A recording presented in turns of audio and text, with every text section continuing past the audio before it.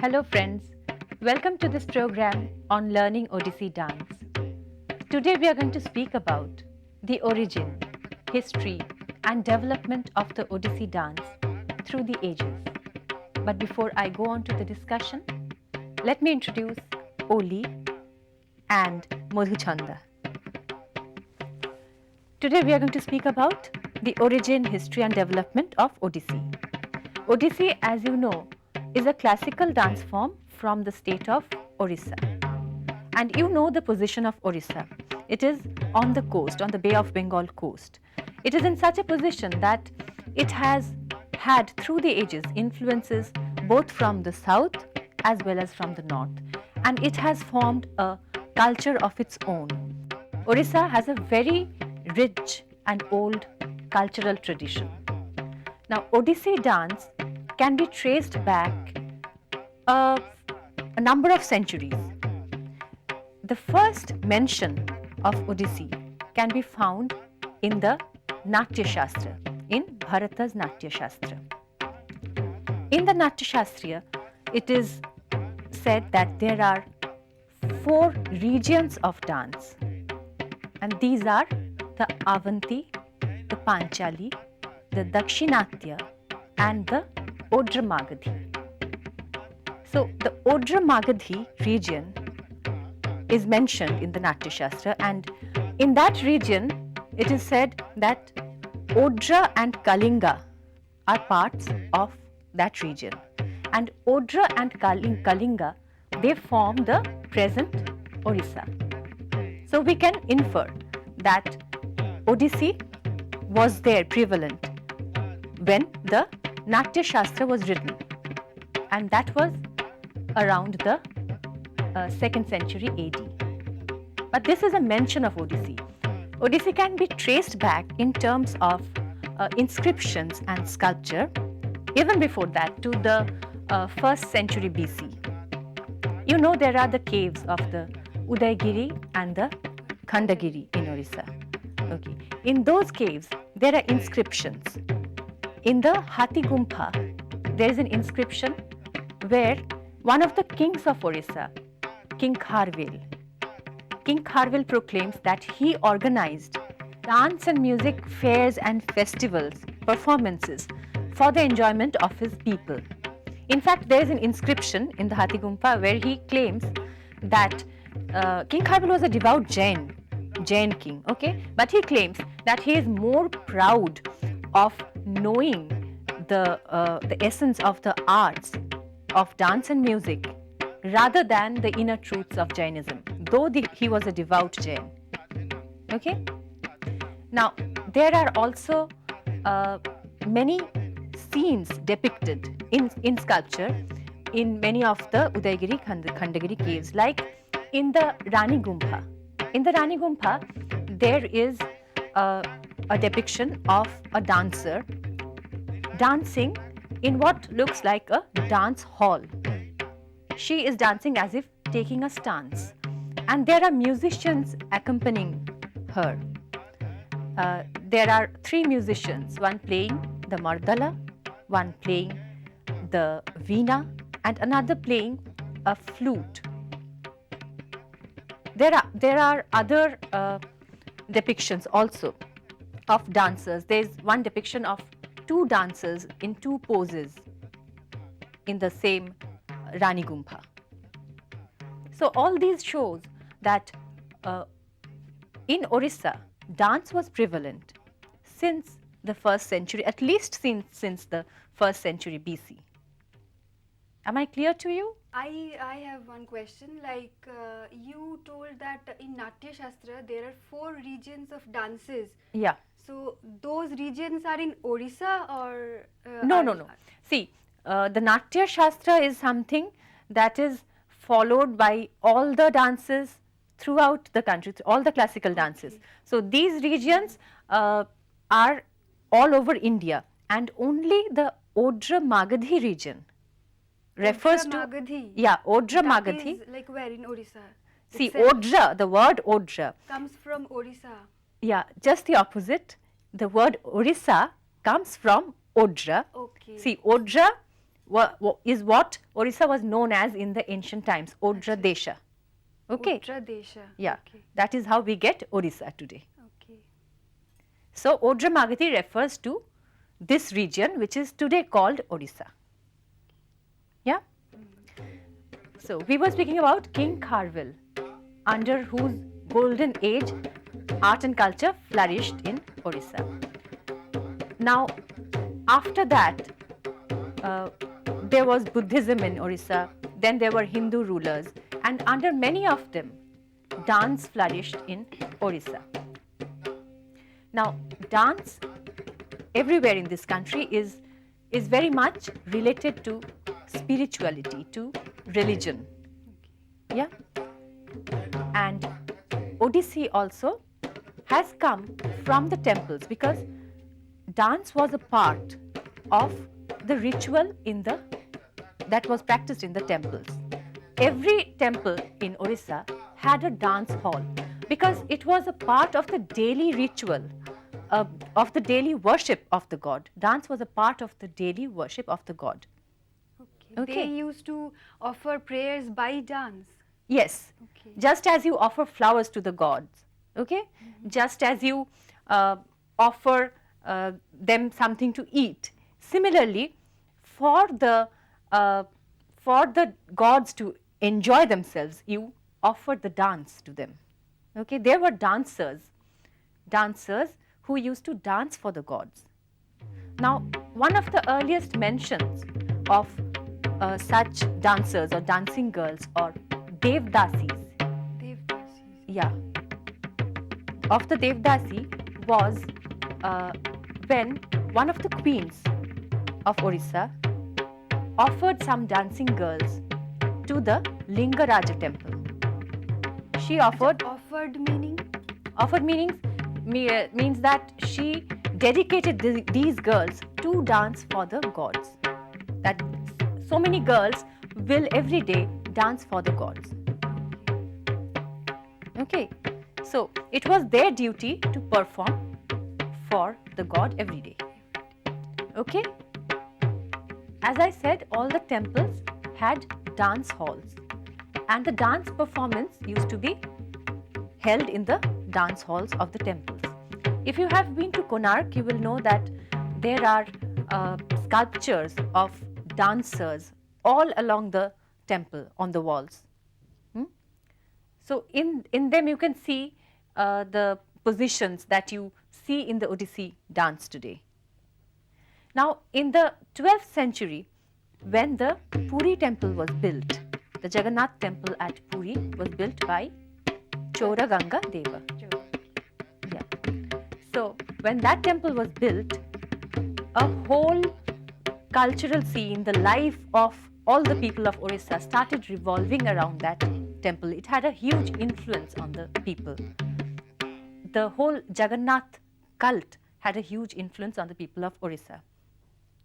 So there were dancing girls, the Devdasis, who were known as Maharis in Orissa. And these Devdasis used to perform every day for Lord Jagannath. They used to perform twice, once in the morning and once at night before he went to bed.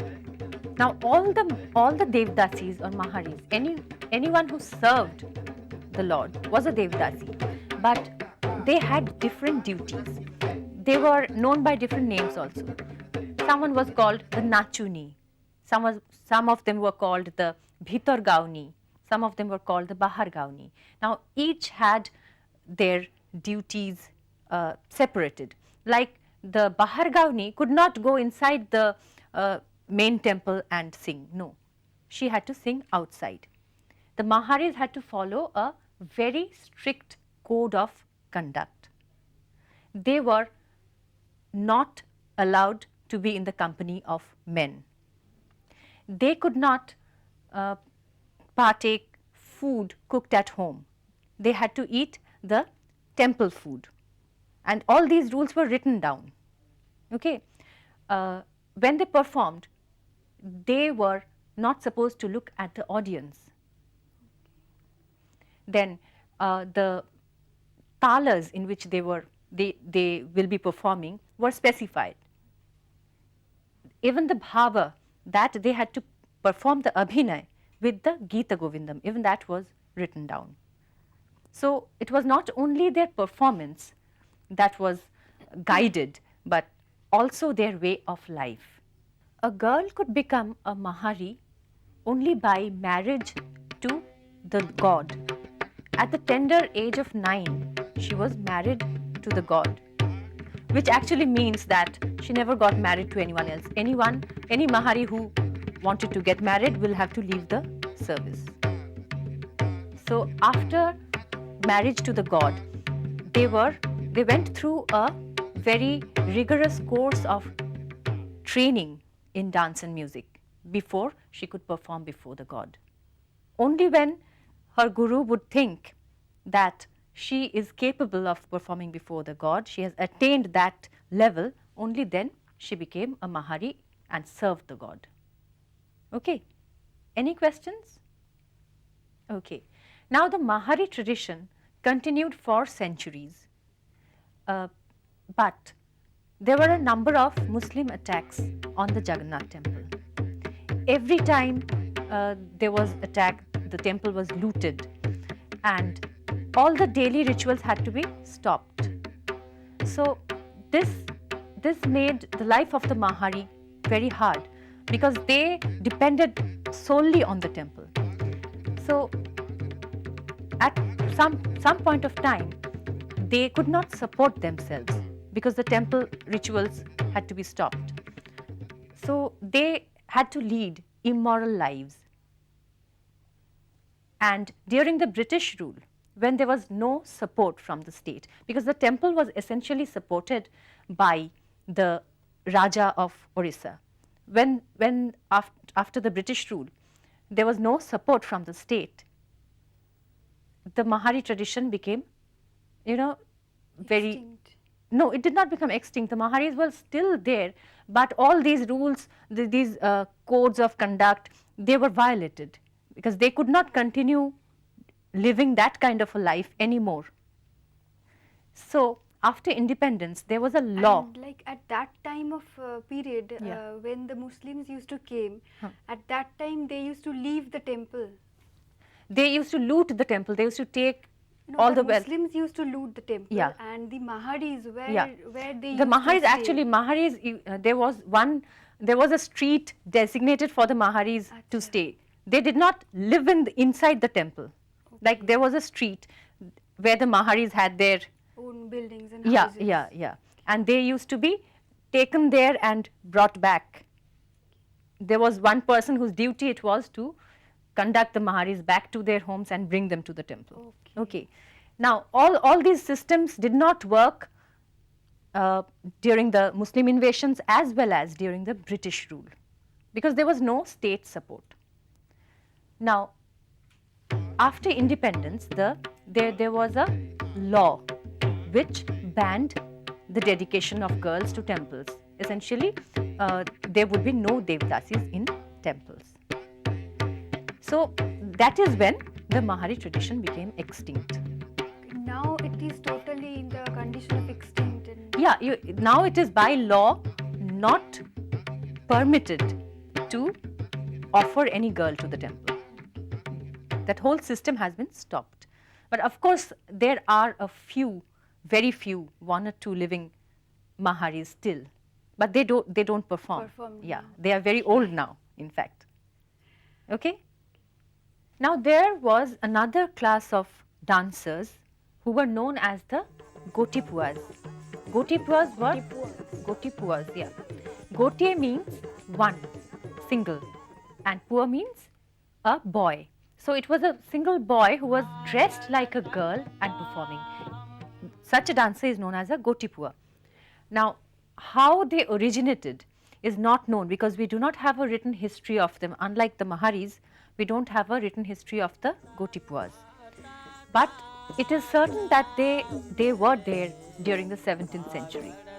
In fact, a lot of people think they came into existence under the rule of Prataparudra Deva in the 15th century. Because his minister Ramananda Rai was a Vaishnavite. Now, Gotipua is a Vaishnava tradition, but we have no evidence to support, not much evidence to support this fact. But we know that Gotipua tradition is a Vaishnava tradition because the Vaishnavas believed in the Sakhi Bhava, which is that Lord Krishna is the only male and all the devotees should serve him as a female. So from that concept, the boy was dressed as a girl.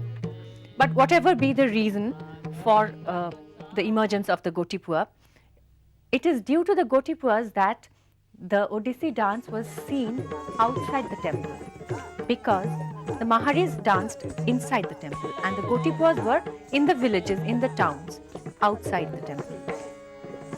Now, when there were Muslim attacks on the temples in Orissa, some of the kings, like King Ramchandra Deva, he tried to protect the temple by training young people in gymnastics.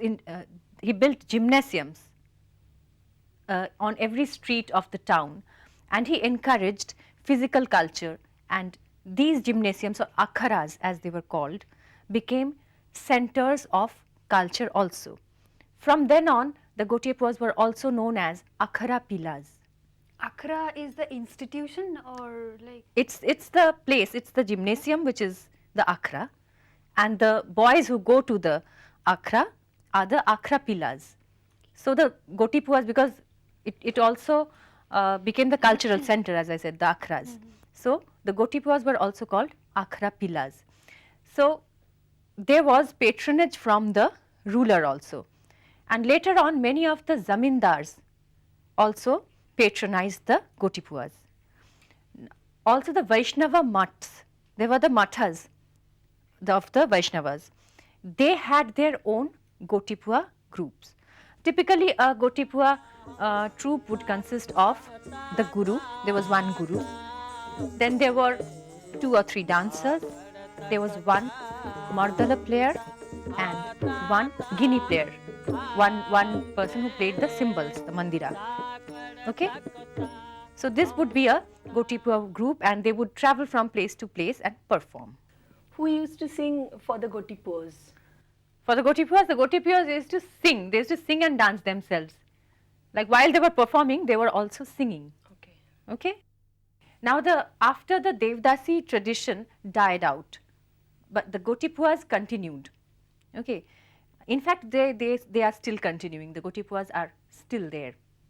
And the Odissi that we have today on the stage is a lot of the Gotipua tradition as well as the Mahari tradition. And many of the gurus who later on actually put Odissi on stage were Gotipuas in their early ages. The Gotipuas danced only when they were young. As soon as they attained maturity, they could not dress up as girls anymore. They stopped dancing. They became gurus or they become mardala players, but they could not dance as a girl anymore. Okay. Now, the Odissi that we have today was reconstructed during the late 1950s and 60s. Before that, Odissi was practiced in many of the theatres of Orissa. there were a number of theatre groups in Orissa, and the Odissi dance was danced before the theatre. There was a dance performance before the theatre. That is how it came on stage. But at that time, Odissi did not have a repertoire like today. So it was a performance of 10 to 15 minutes. That was all. It was just one performance. There was no division of the items that we have today. It was one performance which was of a span of 10 to 15 minutes. It is due to Which type of performance? now, it was based on what these dancers had learned from their gurus. They had a style, but there was no like one guru would teach something different from another. So there was nothing very strict about the style.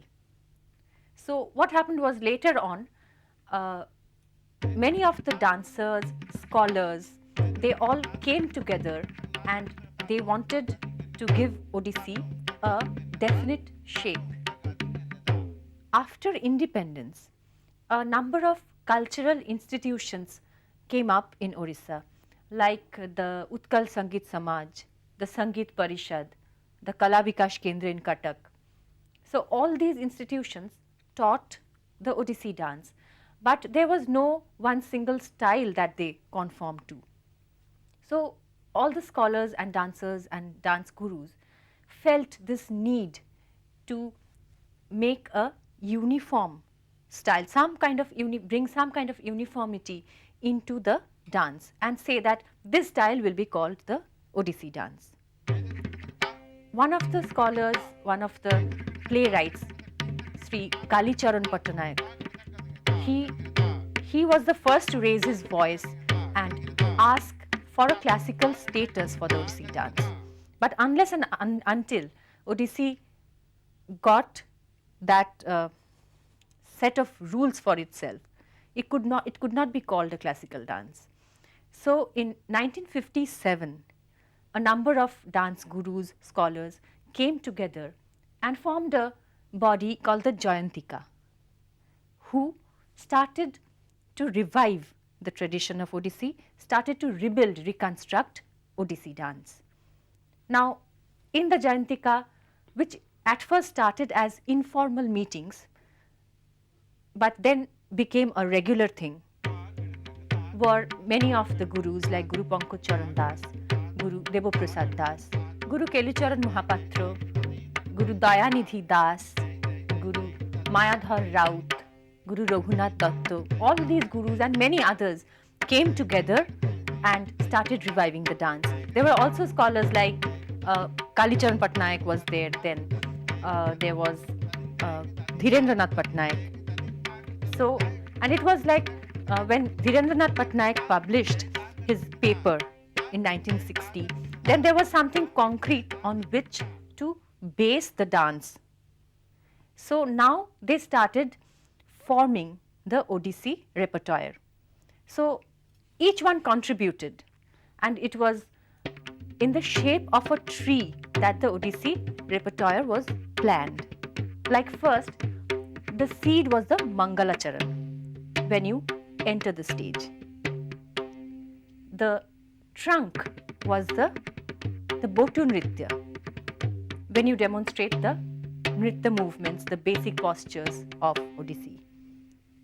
Then came the Pallavi, which means to elaborate. So the tree has grown, it has grown the branches. And then the fruit of the tree was the Abhinaya. And at the end, when the trees dropped down, dry and dropped down, that was attaining the moksha. So in this way, it was conceptualized, the whole of the Odissi repertoire.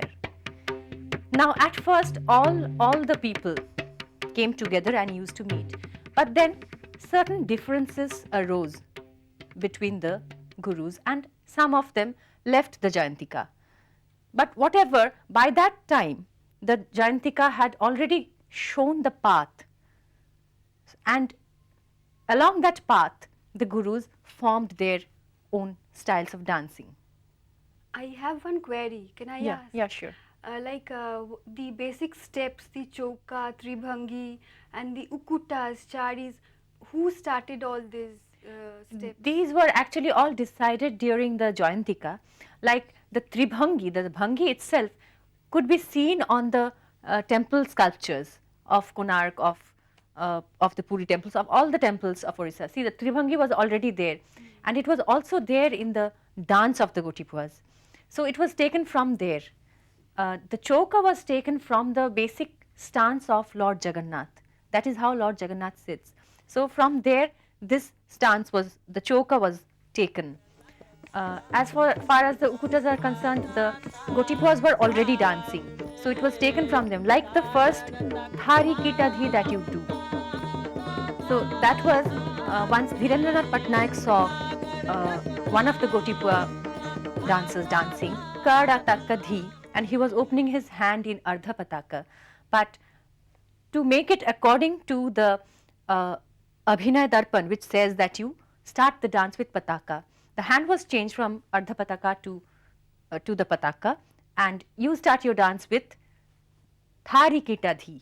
Instead of Kara Takadhi, you start with Thari Kitadhi, but you open your hands in a similar way as the Gotipua did, and you go into a choke. So in this way, the dance was formed. Now that Odissi had a formal repertoire, the dancers went outside Orissa to perform, and it got recognized all over the country.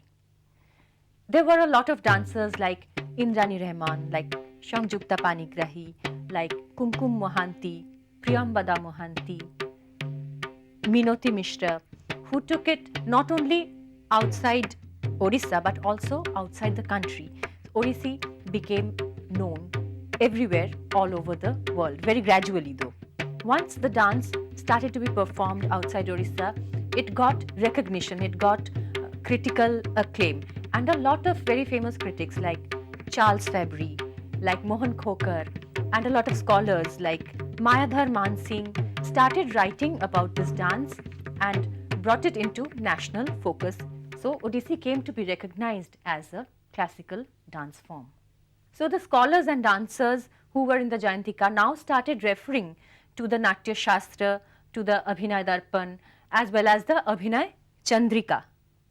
The Abhinay Chandrika is typical of the Odra Nritya. It is a book which lays down the rules and the guidelines for dancing the Odra Nritya. It was written in the 15th century by Maheshwar Mahapatra.